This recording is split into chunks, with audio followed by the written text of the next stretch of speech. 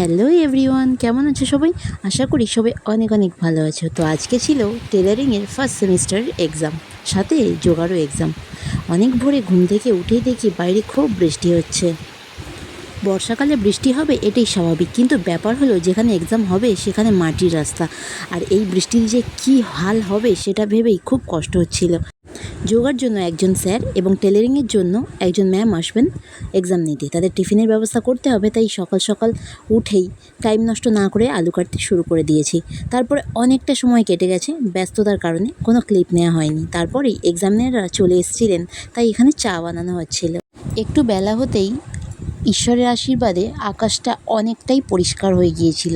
ওই যে দেখতে পাচ্ছ সামনে মন্দিরটা, হ্যাঁ ঠিকই ধরেছো, এক্সামটা ওইখানেই হবে। দেখতেই পাচ্ছ কতটা কাদা রাস্তা রয়েছে। অ্যাকচুয়ালি গ্রামে এখনও অনেক অনেক জায়গা রয়েছে যেখানে এখনও মাটির রাস্তা রয়েছে। যাই হোক, সকাল থেকে অনেক কাজ করে খুব খিদে পেয়ে গিয়েছিল। চা তো আমি খাই না, তাই শুধু বিস্কুটই খাচ্ছিলাম। ম্যাম তো এক্সাম নিতে চলে গিয়েছিলেন, কিন্তু তখনও আমাদের ময়দা মাখা হয়নি। ও একা একা মাখছিল, বাট আমি ভাবলাম যে আমি একটু হেল্প করলে তাড়াতাড়ি হয়ে যাবে। ময়দা মাখা শেষ করে দাঁড়িয়ে আছি, কানে শুনতে পেলাম খুব হই হুল্লোড় আসছে মন্দির থেকে। চুপ করে থাকতে না পেরে চলে গেলাম মন্দিরে, মানে যেখানে এক্সামটা হচ্ছে। মোট 3টে সেন্টারের স্টুডেন্টরা পরীক্ষা দিতে এসেছে। জায়গাটা তো অনেকটা ছোট, তাই প্রত্যেকটা সেন্টারের টাইমটাও ছিল আলাদা আলাদা।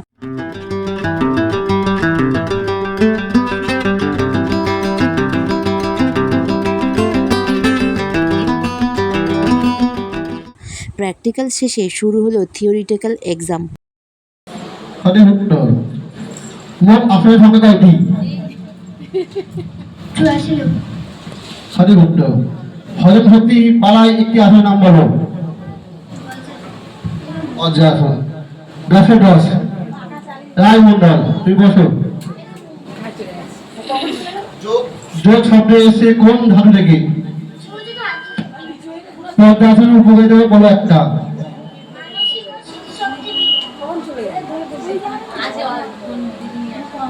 খাওয়ার পরে কোন আসন করা যায়? তারপরেই বাড়ি ফিরে আমার প্র্যাকটিক্যাল খাতার কিছু কাজ বাকি ছিল, সেগুলো সেরে নিলাম, কারণ যোগা এক্সাম শেষ হলেই শুরু হবে টেলারিংয়ের এক্সাম।